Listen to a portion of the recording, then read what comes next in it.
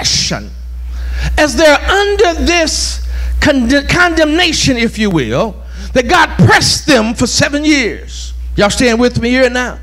You see, somebody ought to reach in and grab something from this and say that when I live right, God can bless me. When I live ragged, it might seem like it's good, but ultimately there's going to be a demise. There's going to be a shortcoming here. But as they go forward for these 7 years, and the Bible goes on to give us the account of a man that's becoming a judge here.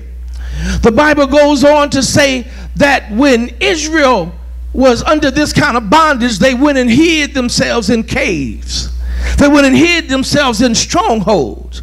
Can you imagine somebody so tough and so bad and whipping you so much that you don't just go hide in your house? You leave the house and go hide in the rocks and in the caves. Why? Because you are utterly defeated.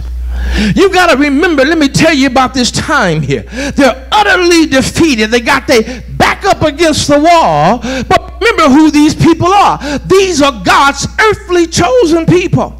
These are people that God has spoken into their life. These are people that were supposed to be the big dogs on this time. They were in the land of Canaan. They were supposed to have been whipping up on everybody. But because they did not do what God told them to do, God used Midian as a rod of correction unto them. Sometimes you need to recognize that everything's bad that happens to you in this life might not just be happenstance. Sometimes it's God trying to put you back in the box, put you under pressure to make you call upon God.